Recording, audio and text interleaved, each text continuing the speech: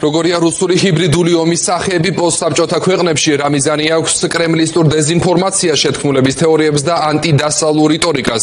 ამის შესახებ მეორე დღეა მოლდოვის დედაქალაქში მედიის წარმომადგენლები მსჯელობენ. დისკუსია ქართველი ჟურნალისტებისა და მედია ანალიტიკოსების ორგანიზებით ტარდება. რუსული ჰიბრიდული ომის საფრთხე და გამოწვევა მხოლოდ საქართველოსთვის და მისი ევროპული პერსპექტივისთვის არ არის. საერთაშორისო კონფერენციის მონაწილეებს შორის არიან მოლდოველი, უკრაინელი, ბელარუსელი ექსპერტები და ჟურნალისტები. მოლდოვაში ჩემი კოლეგა ქეთი ნადიბაიძე მუშაობს, ის უერთდება ახლა ფორმულას პირდაპირ ეთერს. ქეთი, გისმენთ. რუსული სტილის დეზინფორმაცია პრობლემა არის აღმოსავლეთ ევროპის არაერთი ქვეყნისთვის. ეს კარგად გამოჩნდა ამ ორი დღის განმავლობაში კიშინევში მიმდინარე ამ დისკუსიიდან, კონფერენციიდან. გამოჩნდა, რომ ეს არის გამოწვევა მედიისთვის, სამოქალაქო საზოგადოებისთვის, ამ ქვეყნის ხელისუფლებებისთვის. თუმცა საქართველოს აღმოჩნდა იმ გამონაკლის ქვეყნებს შორის, მაგალითად ბელარუსთან ერთად, სადაც ქვეყნის ხელმძღვანელობა არათუ აღიარებს ჰიბრიდული ომის პრობლემას რუსეთისგან, ან ცდილობს ამ პროცესში რუსული საფრთხეების, მისი პოზიციების შესუსტება, განეიტრალებას, არამედ თავად არის ქცეული ამ ჰიბრიდულ ომში ინსტრუმენტების მთავარ გამტარად.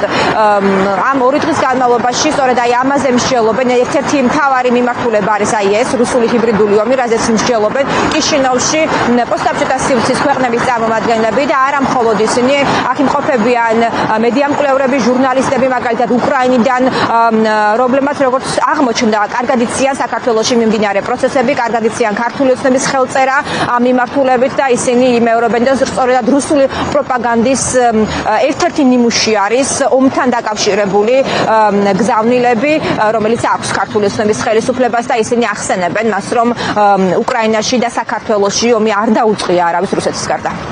რუსეთის მიერ მსგავსი ნარატივების გავრცელება ეფუძნება ძირეულ ადამიანურ ემოციებს, ისეთ როგორც მაგალითად შიშია. როდესაც დეზინფორმაცია იყენებს ადამიანის ემოციებს, ის ყველაზე ეფექტურია. სწორედ ამიტომ იყენებენ ჩვენ ომს სხვა ქვეყნების დასაშინებლად. თითქოს აგრესორი არა რუსეთი, არამედ უკრაინა, დასავლეთი ან შეერთებული შტატებია.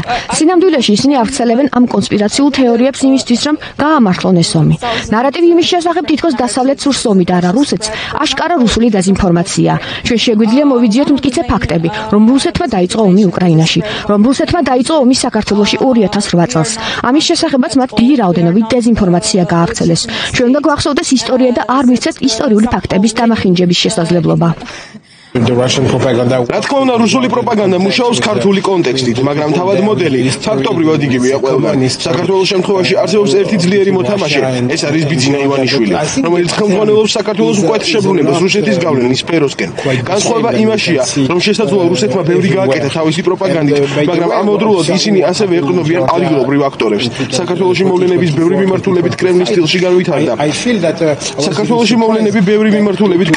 განვითარდა. მაგალითად მინისტრების დაპატიმრება. განცხადებების კი ძალიან მსგავსია იმის, თუ რა ლექსიკონს იყენებდნენ საბჭოთა კავშირის დროს. თავარი მიზანი საქართველოსა და დასავლეთს შორის შეკავშირების გაწყვეტაა და ქართულმა ოცნებამ გააკეთა ყველაფერი ამის მისაღწევად.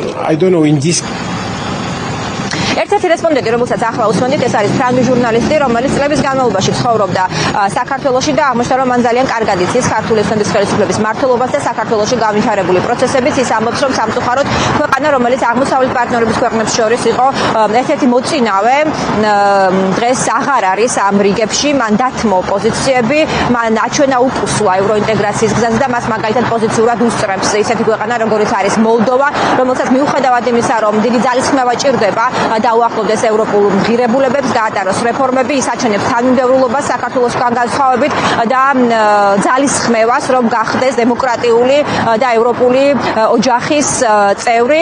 ერთ-ერთი სწორედ რაც საქართველოს ხელს უშლის ევროინტეგრაციის პროცესში და ეს დადასტურდა კიდეც ევროკომისიის ბოლო ანგარიშიდან, ეს არის რუსული ჰიბრიდული ომის სახეები და მისი გამოვლინება საქართველოში, პროპაგანდა, ანტიევროპული რიტორიკა, შეთქმულების თეორიები და ეს არის ერთ-ერთი, სადაც აღმოჩნდა, რომ საქართველოს ხელისუფლება არათუ იცავს ქართული საზოგადოების საქართველოს ინტერესებს, არამედ პირიქით აძლიერებს მტრის პოზიციებს.